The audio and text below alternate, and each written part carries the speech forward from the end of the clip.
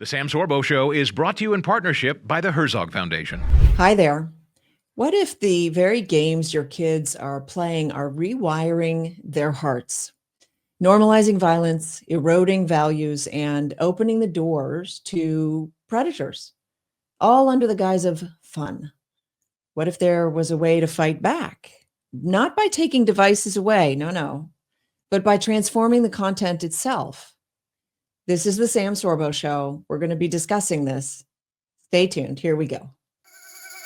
Sam Sorbo, welcome back to the program. We're glad to welcome Sam Sorbo. It's great to have you here.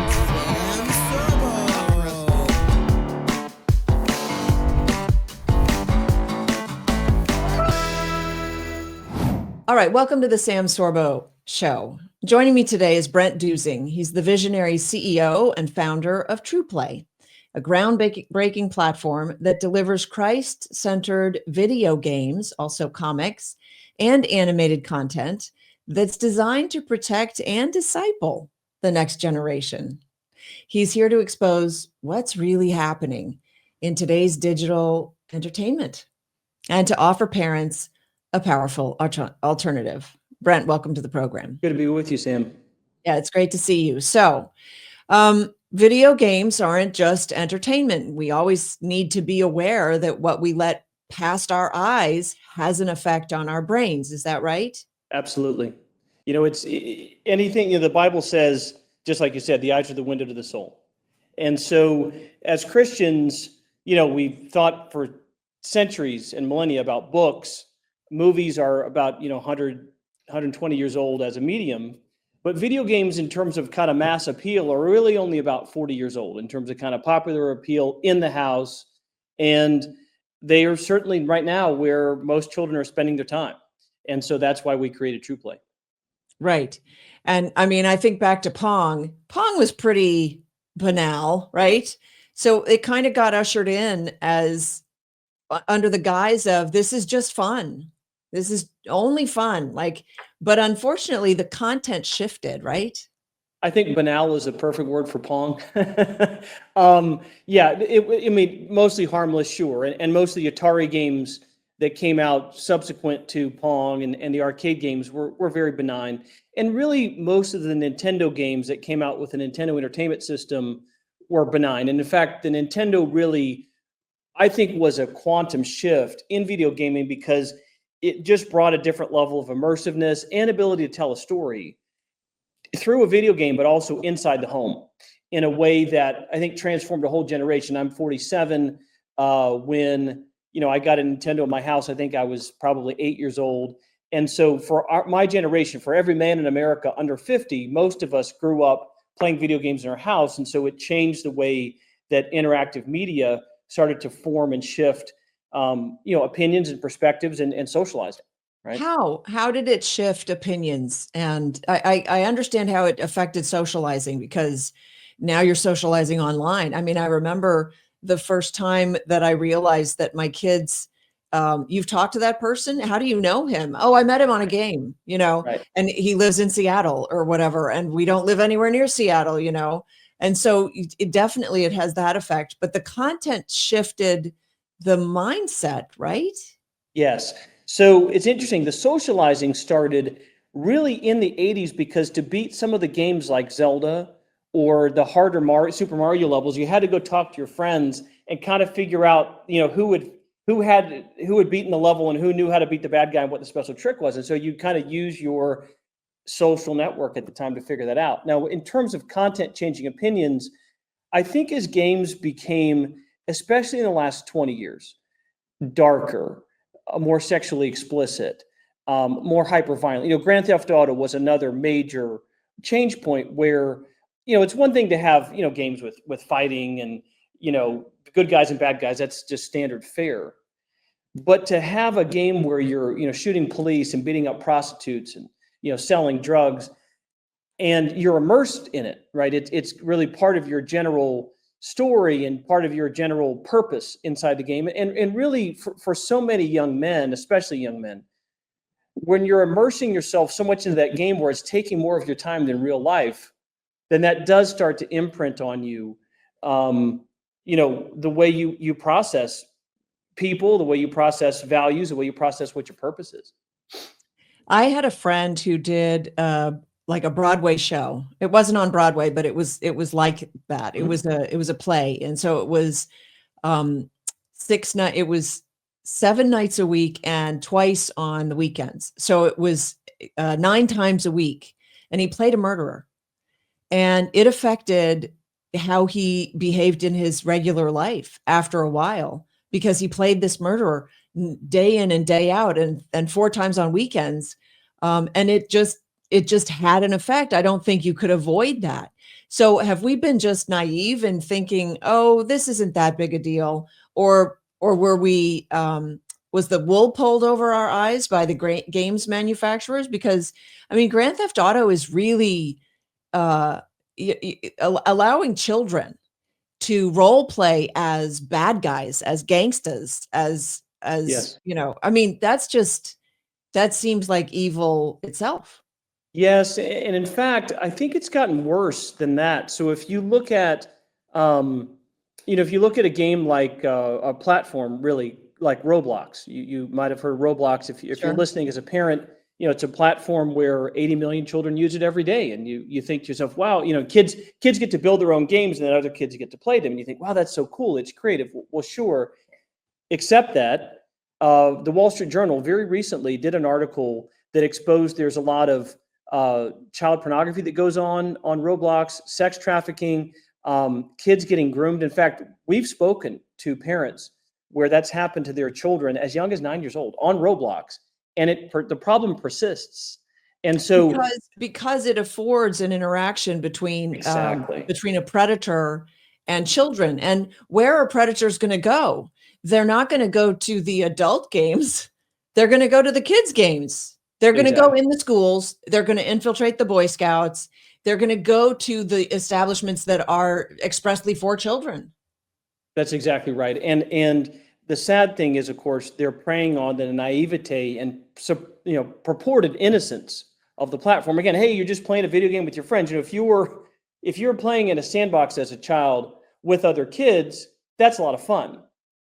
If a stranger adult comes in, not a parent, but if a stranger adult comes in and starts playing in the sandbox that none of the kids know, that's really weird. And that's really what's happening inside these games. Yeah, but nobody's seeing it.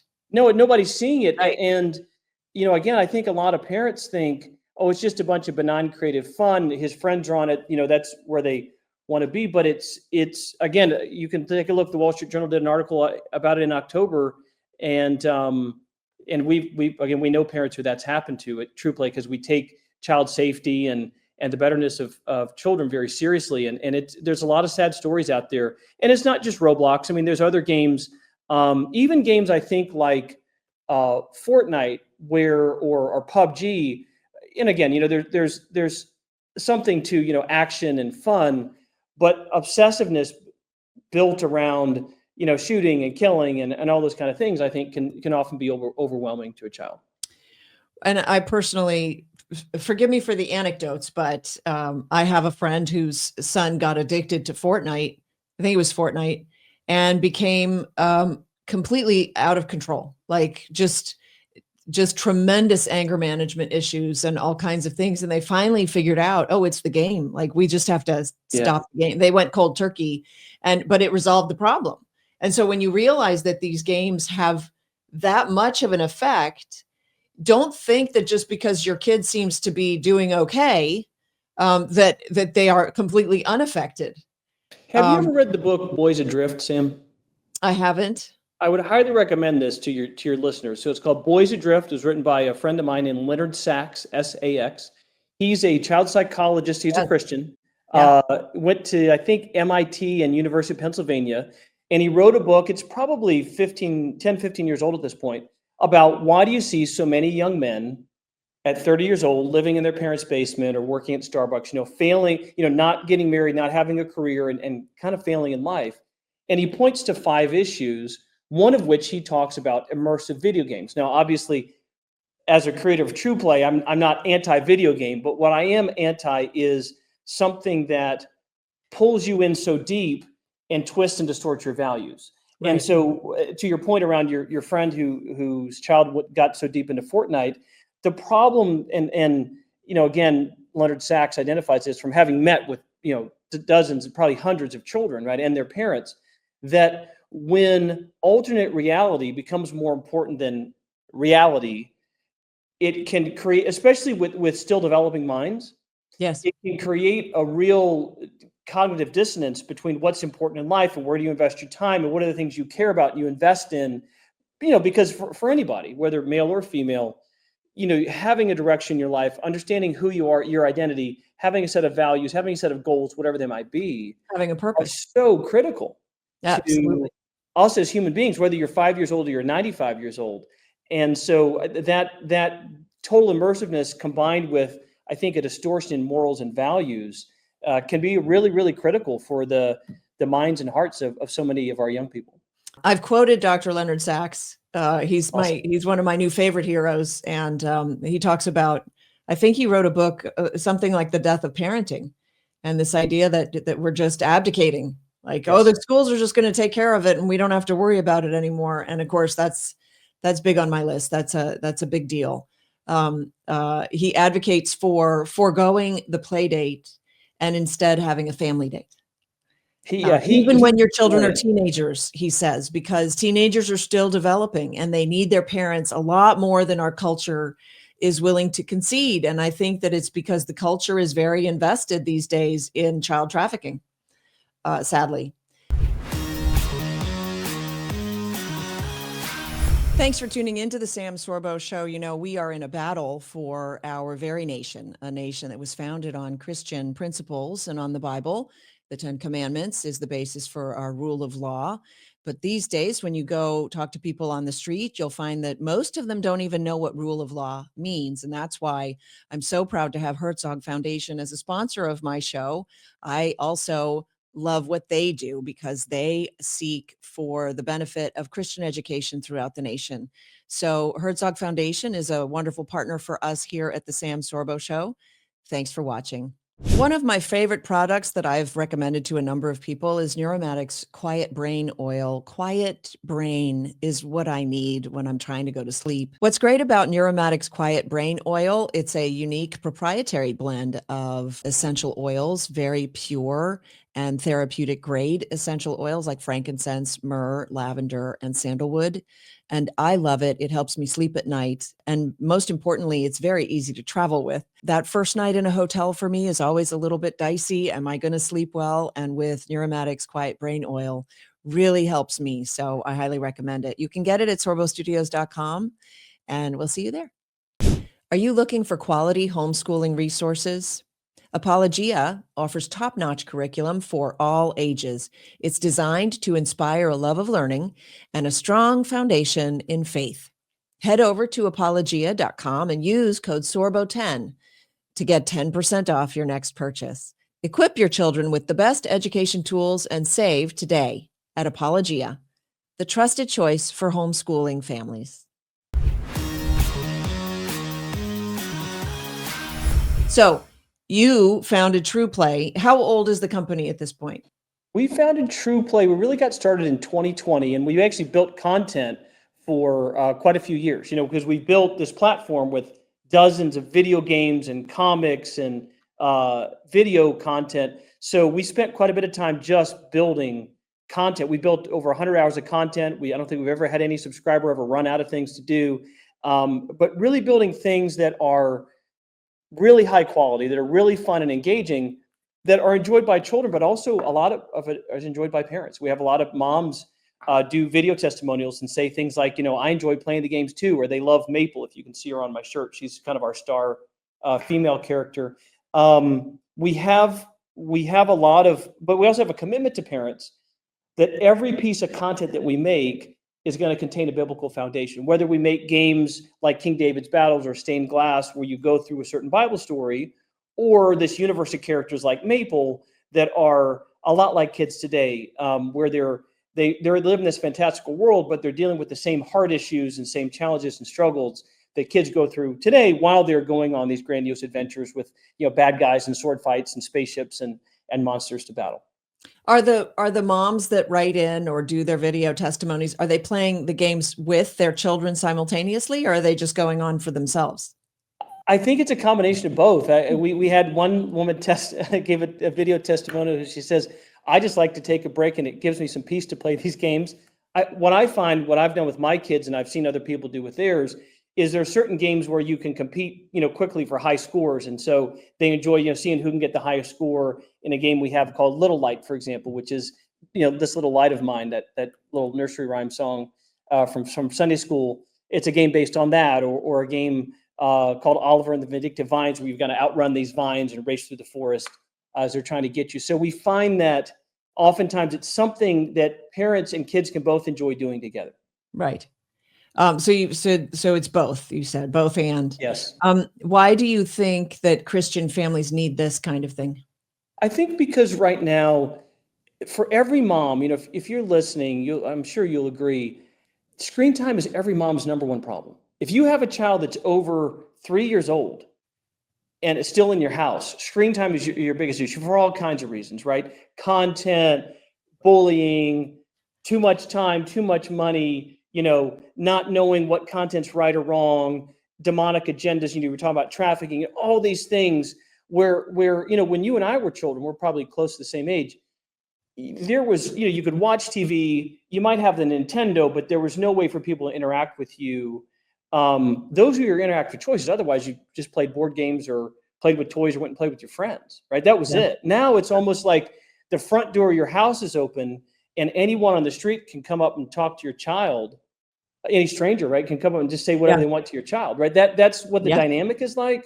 And so I think it's important because we live in this world where, let's be honest, most children, they are going to be on screens. There are a few parents I know where, hey, my kids are never on a screen. Okay, God bless you. But that's not reality for most parents. Most parents, their kid's going to be on the phone. They're going to grab the iPad.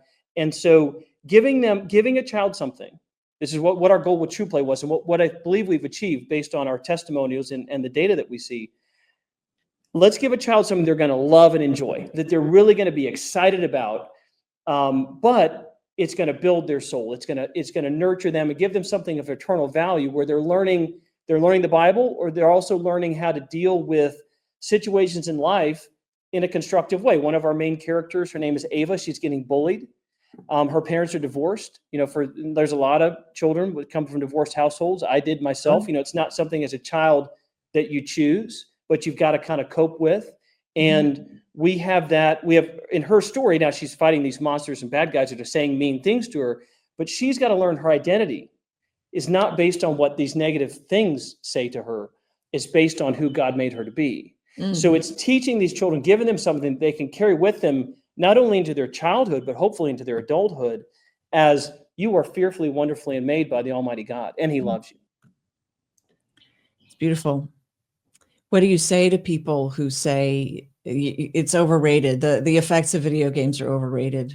So, this really isn't that. I'll keep my kid off Grand Theft Auto because, it's probably not that great, but the other ones can't be that bad. Sure. I would say this. If your kid's going to be on a screen, so you want to give, it's no different than eating, right? They're going to invest their time into something, right? So if you're going to feed your child, you want to feed them something nutritious, but they're also going to enjoy, right? I don't know any parent that is able to make their child eat broccoli and zucchini for every single meal. I've never seen that happen. So in the same vein, let's give them something that they're really going to enjoy and love, which our testimonies from kids and moms tell us all the time, but that also is going to carry something with them. Because right now, if you think about just time, you might take your child to church an hour a week. The average American child's on a screen 50 hours a week. And if they're not hearing God's truth, they're often hearing something that's either neutral or frankly often negative, even if it's not Grand Theft Auto. Is there neutrality? Yeah, that's a great question, right, Sam? I mean, that's a great question. And I think some people would say the answer is no, right? If Jesus kind of said something similar, didn't he? About, if do you stand with God or do you not? I forget the way he phrased it, but there is that question, isn't it? That do you stand on the side of the righteous or do you not? And so in so many cases, maybe you're right. Yeah, and I think that we've been trained in school to believe that neutrality exists. And in fact, we were sold the lie that schools themselves are neutral. Yeah, we know that's not true. And we know that's not true. Yeah. And so while you might strive for neutrality, that doesn't mean anybody else is. So you can't Yeah. assume that somebody who claims to be neutral actually is. Right. I think that makes a lot of sense. And so it sounds like, so how old is the youngest that you would say would go on TruPlay? We've seen as the youngest 3-year-olds use TruPlay. We Yeah. say kind of 5 to 12, but we've seen precocious 3-year-olds get on and enjoy some of the games, love the characters. Maple, who I've got on my shirt, she's a little girl she's a bunny rabbit. She wears a tiger costume because in her world, little girl bunny rabbits aren't respected. But tigers are respected, right? Tigers are big, fierce creatures, right? So she wears a tiger costume to get respect. She believes in Jesus, and she knows her Bible pretty well. But she's one of those people who's not always right, but never in doubt. So never apologizes, doesn't care about other people's opinions, charges forward before she considers the consequences. So sometimes that gets her into some trouble. And in her story, she goes into the forest to rescue this boy who she finds out as they go in the forest that the forest has continued to darken and deteriorate because there's this evil queen who's stolen all the Bibles out of their society. And as a result, the whole forest has deteriorated, and they have to find out why and what happened and kind of what this big plot is. While their own dynamic is interesting because Oliver, who she rescues, is a boy who was adopted, who's kind of wishy-washy about his faith. He kind of believes God probably exists, but he doesn't understand, for example, well, why would you pray? Because who am I talking to? And he's read a bunch of science books. He's a botanist, and he doesn't understand. Well, my science books don't talk about God, so what's the point? So he kind of wrestles with that as they go on their journey. So I bring that up because we found a lot of children, even the younger ones, tend to enjoy the characters and the storytelling in the games. So is that a game or that's a cartoon? Because you do both. Right? Both. It's actually a game, a cartoon, and a comic. So if you open TruPlay, you can play the Maple game, which is my personal favorite of our games. It's called Maple and the Forest of Words. We have an animated short that's very well done that kind of sets up the beginning of that story. And then we have digital comics that you can read through and read the depths of the story as well. So we have different ways for people to enjoy the characters and the content. That's really interesting. Do you do anything on like the virtues? We don't have a specific game or comic around the virtues as called out in the New Testament. We do have some digital comics directly related to the story of Jesus, as an example. So you can read through those. We also have some other digital comics that are cool. They're kind of about how the Bible was made. So, a lot of people don't really know that story. How was in real history, how was the Bible, who wrote it, how was it translated? And I guess a comic about a translation of a book doesn't sound that exciting, but the way that the author tells it is actually very, very well done. How did one you of our find partners puts it. Oh. Sorry, I'm just going to clarify that most of the content we made, some of the content is from other organizations. So we have stuff from the Action Bible or from Kingstone Comics where they tell those stories. So you have different inputs into what you host on TruPlay, basically. Yeah, kind of similar to how you'd think about if you have a Netflix subscription. Netflix makes their own shows and they have shows that other people make. It's very similar to us. Right. And are you still creating content?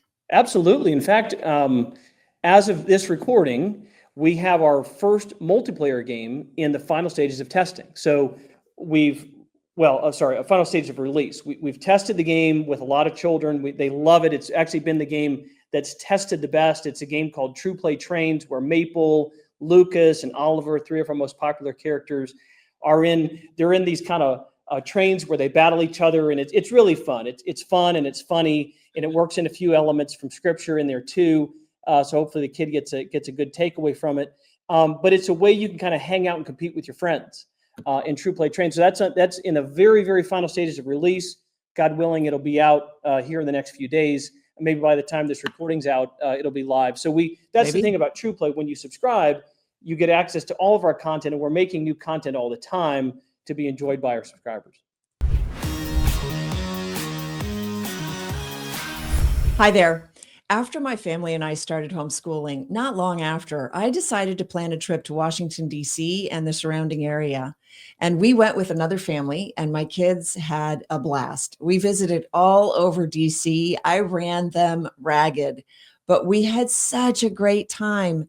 And it's a trip that I really want other homeschool families to be able to enjoy. So I've organized a trip from April 12th to April 18th of 2026 just for homeschool families.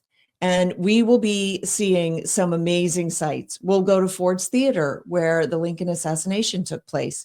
We'll go to the Spy Museum. We're going to see, of course, all the memorials. We will see some government buildings. Also, Mount Vernon is one of my favorite places where George Washington made his home. And the National Zoo, the Museum of the Bible, the Smithsonian, and also Arlington Cemetery.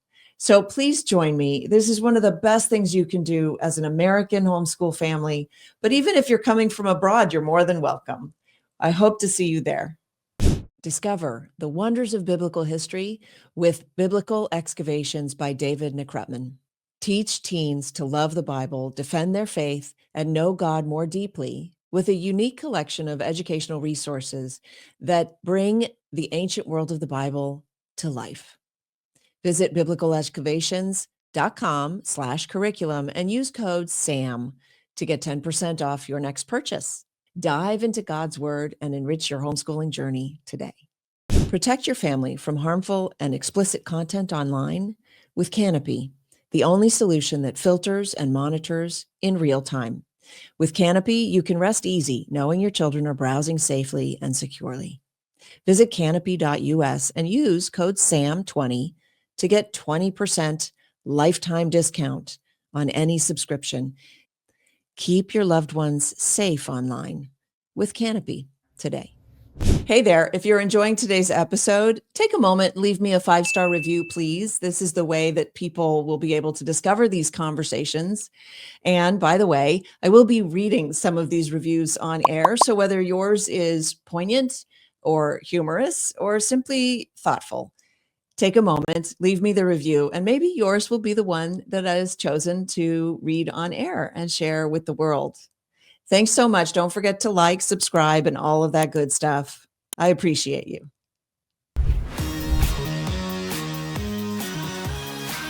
How do you overcome disciplinary differences, like different denominations?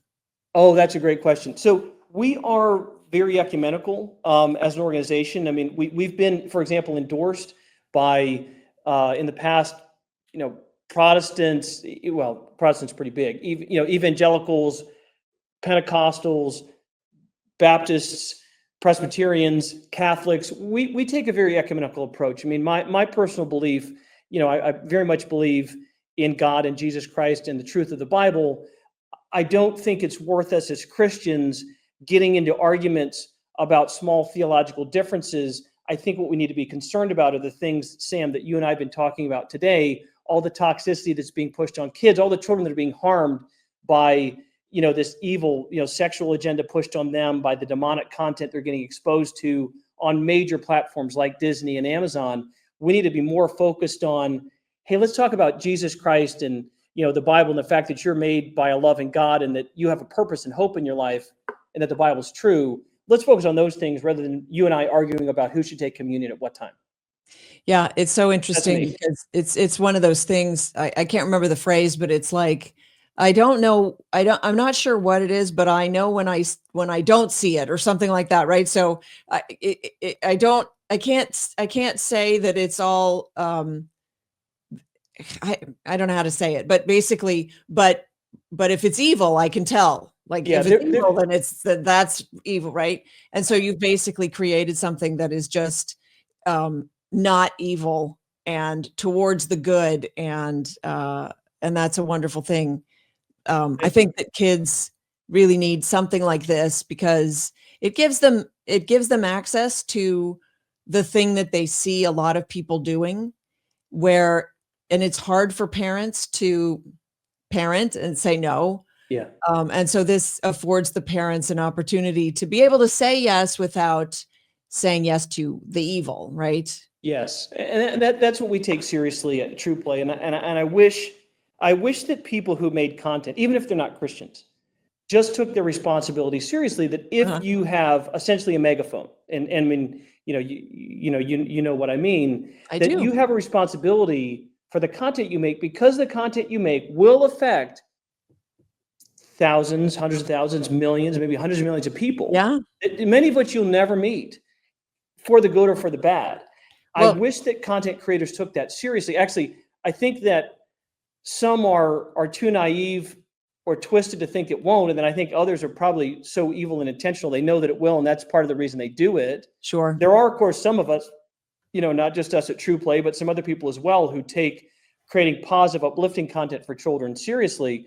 But that's something that I think the world needs now more than ever, because there's so many things that when you and I were children would be completely ignored, or not ignored, sorry, but would completely be unthinkable. And now it's unquestionable. They're mainstream. Yeah, for Things sure. have to change. Yeah. Things have to I change. remember I think it was in a book, and it came out that, Hollywood has engaged in changing culture on purpose. Yes. And I believe it was the creators of Friends, that they created Friends to normalize sex between friends, not in committed relationships, anti-marriage. Basically, they had this agenda. Yeah. And in this book, I'm trying to think who interviewed them. It might have been Ben. Anyway, he podcast show hosts kind of thing, and he interviewed them without letting them know who he was. Actually, he's conservative, and I can't remember who it was, but anyway, he got them to admit on camera, "Oh yes, absolutely, we wanted to change the culture.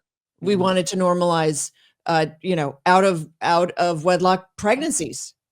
And what's amazing is in Hollywood, when they do this kind of thing, they get to write the script, so they can write the baby in the other room. But in real life, you can't just leave the baby in the other room Yes. and go to That's work. right. That's right. And have your life work out that you go out for drinks afterwards and the baby's still just sitting in the other room. You know what I mean? But in a screenplay, you can do whatever the heck you want.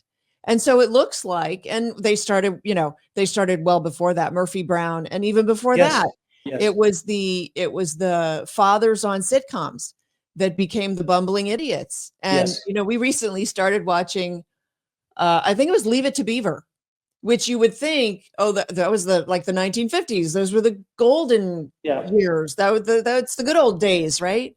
No, apparently in every episode of Leave It to Beaver, it's the father who learns the lesson. Is it really? Yes. So is it still fun? I was curious about that. Is it still engaging to watch like a show from the 50s? Like, does it still resonate 70 years later? It does. It's Okay. kind of cute. They're kind of stupid, frankly. They're a little bit very simple. They're very simple. They were not sophisticated in their writing or in their portrayals or what. So it's super simple. We watched a few episodes, then we just sort of gave up. I think we're kind of done with it, but we can't watch the new stuff. Yeah. And you want to just sit down and have a little bit of a laugh. Yeah. Dry bar comedy. Like, where are you going to go? Yeah. And every TV show that I turn on today, it's like 4 episodes in or 5 episodes in, when they've got you, then the one character is actually trans, or the other character is actually gay and in a committed marriage or whatever. Right. And and by the way, it's never believable. It's never plausible. Yeah. It's always some DEI fantasy thing, and you're like, well, that would never happen. You're right. But it's kind of what you said, that pretty clearly there's an agenda, right? Pretty clearly there is a real effort that's been very successful in changing people's for the worse, but it's worked.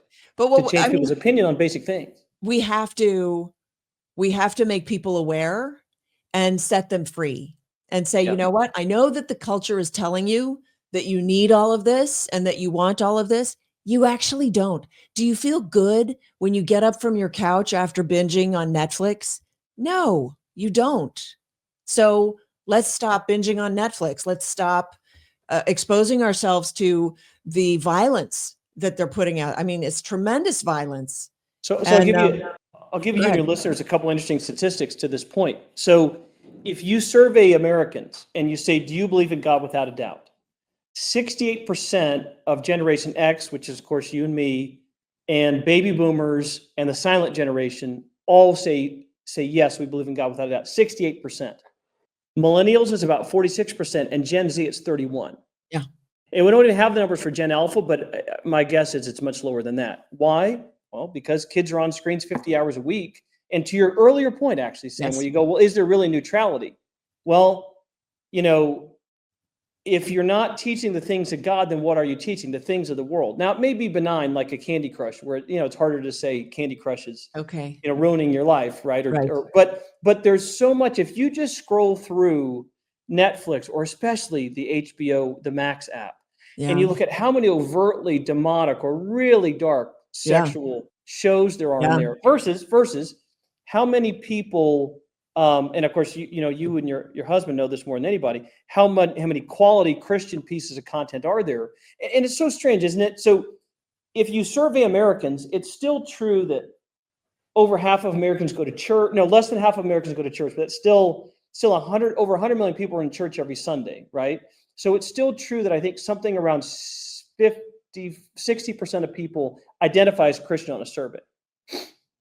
And less than 1% would identify as like demonic or Satanist or whatever, right? Right. Like far less than 1% would fill on a survey. But they're louder. But here's my point. On Netflix or HBO, you open those apps up and the amount of content serving the dark agenda is, deep, so deep. And you've got this much content serving the Christian agenda, which tells you they're not serving the audience. Because if they were serving the audience, you'd have 60% Christian content and less than 0.5%, right? Right. But it's not that way because there's an agenda. No, they're serving the audience that they want to have, right? Yes. They and they know not what they will reap by their actions. I think some of them do know. Yeah, some don't maybe. know. Some don't know. Some do know. That's the sad thing. Give your friend the very best with farm to pet dog treats made from 100% single human grade ingredients. These treats never include byproducts, binders, fillers, additives, preservatives, or artificial ingredients. Just pure, wholesome goodness. Visit farmtopettreats.com and use code SAMSORBO to get 25% off your next order. Treat your dog to healthy, delicious snacks they will love today. Born from an unwavering passion for health, truth, and freedom, Rebel Lion teamed up with the world's leading medicinal chemists to form Fierce Immunity. This groundbreaking formula isn't just an immune booster, it's a declaration of independence to your health. Fierce Immunity is GMP certified, made in the USA, non-GMO, gluten-free, and third-party tested, backed by the Rebel Lion commitment to community, health, and truth. Strengthen your defenses, supercharge your energy, and embrace your inner lion. Visit Get Fierce now and use code SAM to get 15% off your order, because real freedom begins with fierce health. Stay ahead of the storm with IQ Weather, a premium all-video homeschool course that makes learning science exciting and engaging. This vivid, entertaining program incorporates physics, chemistry, geography, geology, astronomy, and oceanography, giving your kids a well-rounded education in the fascinating world of weather. Designed to captivate young minds, IQ Weather makes complex concepts easy to understand and fun to explore. Visit iqweather.com and use code SAM to get 15% off your order. Give your kids a science education they'll love and stay prepared for anything. Start your IQ Weather journey today. You ever hear the story, the fable of the frog and the spider? Refresh my memory. So there's a frog, and he's swims across the river every day, and he comes back to his house on his way to work.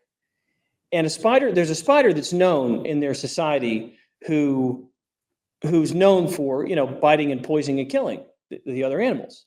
And so the spider goes, "Do you want to ride?" Or so I need a ride. Frog. Sorry, I need a ride to the frog. This is the same as the scorpion. Okay. And so the frog, for those who don't know, so the frog goes, Yeah. "No, I'm not going to give you a ride. What are you talking about?" The spider goes, "Listen, I need to get across the river." The frog goes, "No, you're going to bite me and kill me, and I'm going to die." The spider goes, "Why would I do that? We're going to be swimming together. I need you to get me across. Just do me a favor." So the spider keeps nagging him and breaks him down. So he gets the frog, says, "Okay, fine. You can get on my back just this one time. That's it." The frog starts swimming, gets halfway across the river, and he feels this sting. And then he can't move his arms, and his arms lock up and freeze, and he stops. He's struggling to breathe. And as he's drowning with his last few breaths, he says to the spider, "You bit me, and I'm drowning. We're both going to die. Why did you do that?"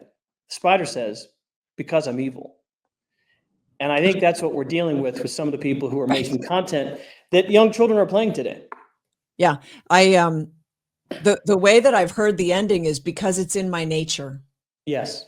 And so we were educated in school. We were schooled to believe that people are neutral and that they are not evil, and you shouldn't judge, and don't discriminate. And all of these things that are actually not neutral. They have an agenda. We were victims of it. Our parents were victims of it. This has been going on for a very long time. And so we've reached a point now where we lack discernment and we don't read our Bibles. And, you mentioned the number of people who say that they're Christian, but are they? Like, Yes. How do we qualify a Christian? I would say a Christian is somebody who reads their Bible at least 3 times a week. That means independent of going to church. Like, you can say, well, I read my Bible because I go to church and the pastor refers to the Bible, therefore I'm reading my Bible. That's not what reading the Bible is, right? And so we have to define our terms. And now we have all of these churches that are performing marriages that aren't actually biblical marriages and doing all kinds of things. And they're calling themselves churches, and they're involved in the immigration, and they're fostering illegal immigrants because they're being kind and friendly, and in theory churches don't break the law, but in this case maybe they do, right? So we've got all of this area now that has been clouded, and we need to get back to truth. And I think what you've managed to create here is a platform that still puts forward truth without beating your head over with it, but offers these kids and their parents, mainly their parents, right? I mean, it's great for the kids, but it's nice for the parents to know you can play whatever game you want on there. And I feel comfortable knowing that they're not lying to you and they're telling you the truth. And for instance, most people at this point don't believe in the creation story because they were trained in school that evolution is truth, that the theory of evolution is fact, but it's not. It has yet to be proven. And that's how science works. Science doesn't work by consensus. Well, everyone agrees that evolution is true. That's not how it works. Would that it did, but it doesn't. Because, then I could point to all the people who agree that the creation story is true also. It's true. And Historically, you can't do that. Yeah, I mean, you're right, Sam. Historically, if you look at human history, if you look at the last 100 years, that's one thing. But in human history, for the last however long it's been, there's been about 100 billion people who've existed, lived, and died. The vast majority believe that they were created. Yes. Even the pagans believe that there is a spiritual world. And here we are, we know so much that we know. Yes. And so when you say the schools, can pretend neutrality, no, because by ignoring the Bible, they disdain the Bible. That's how that works. By not teaching the Bible, they are teaching that the Bible is silly, that the Bible is ridiculous. That's what they teach. They are. It's true. And that, one of the most interesting tells when you say to Christians who believe in evolution, it's really interesting. So Jesus talks about he's talking, I believe it's in late Matthew, and he's talking about the end times, and he says, it will be like in the days of Noah, where people were eating and drinking and wedding, and then suddenly, this event's going to strike, this event's going to come. Mm-hmm. And so he references Noah, right? So if you believe that, so you can either believe that Jesus always tells the truth, right? Was always telling the truth, Right. and thus the Noah's Ark story is real because he references it, Okay. right? Yeah. Or Jesus is lying, right? So in other words, right? Because if you believe in, just don't know that he said that. What's that? But you just don't know that he said that, which is where most people would fall.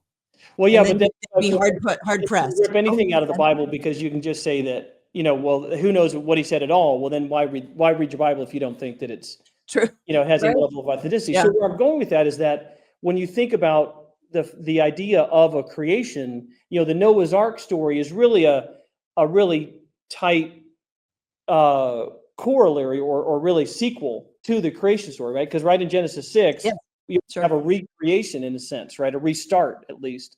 And so I think to support the point around, I think it's hard to be a Christian and buy into evolution, because what you're saying, again, if you think Jesus was making up a story or lying, then I think you have a hard time calling yourself a Christian if you think he was just making up stories.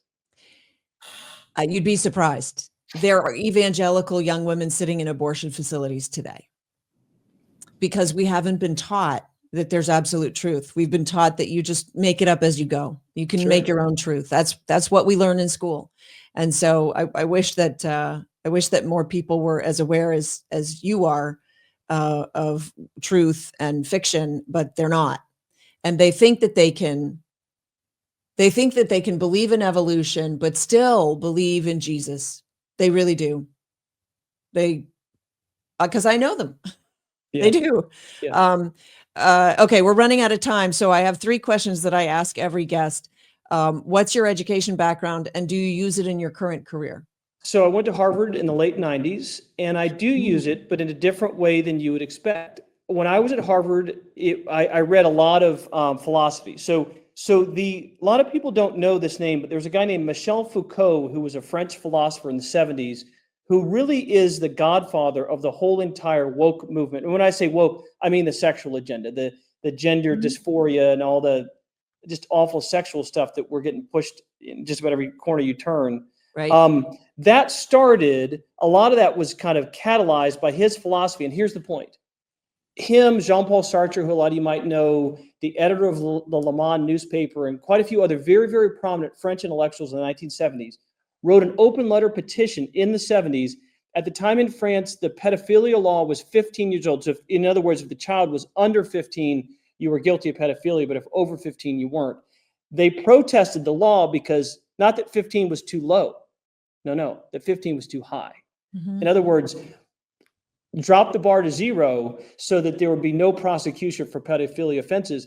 And that guy, again, Michel Foucault, really is the one who started the whole idea of what's called intersectionality, the idea that you don't have your own personality or identity. You're just a combination of these social forces and, sexual agendas. And he wound up dying of AIDS in the early 80s, lived a horrible life. And I bring all that up because it kind of shows what's actually the real agenda going on behind what's purported to be true. And I saw that happen in the 90s and got taught that, in class.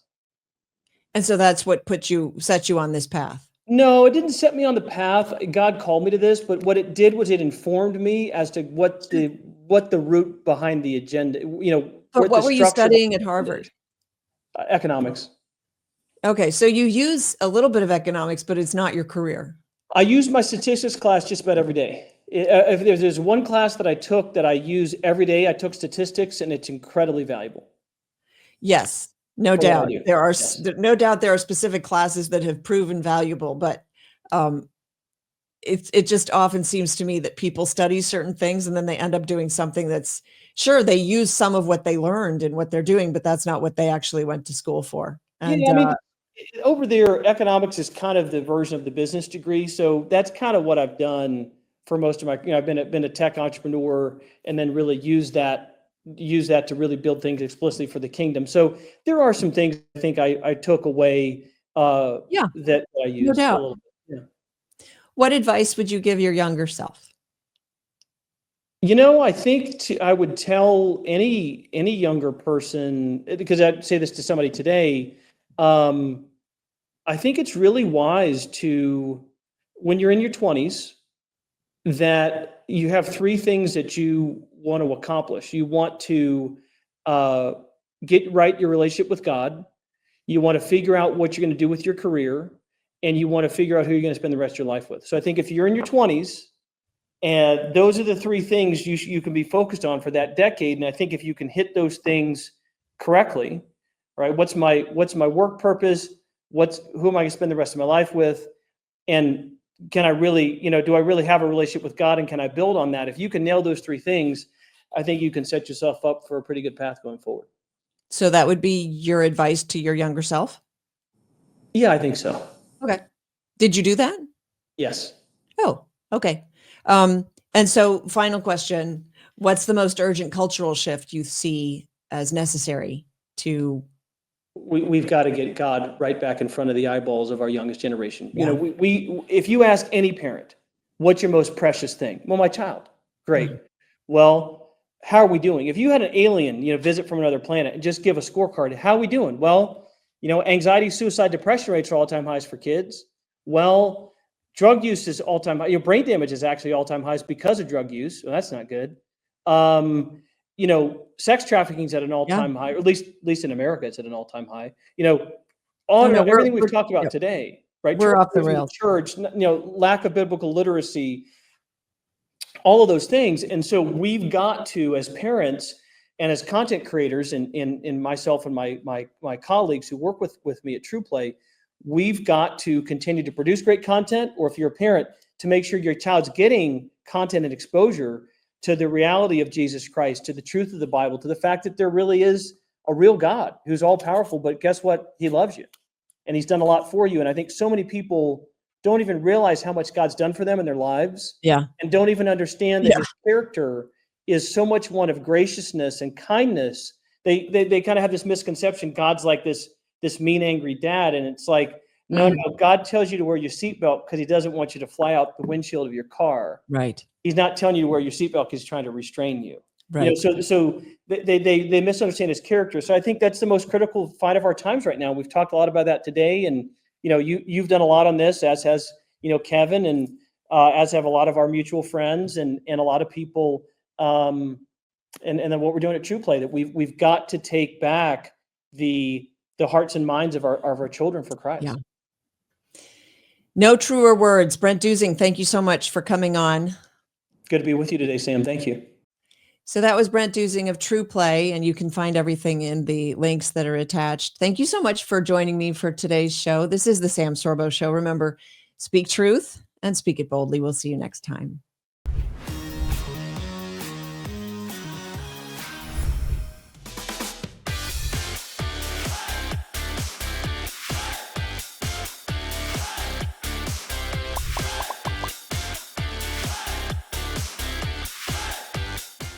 The views and opinions expressed in the Sam Sorbo Show are those of the speakers and do not necessarily reflect the views and positions of the Herzog Foundation.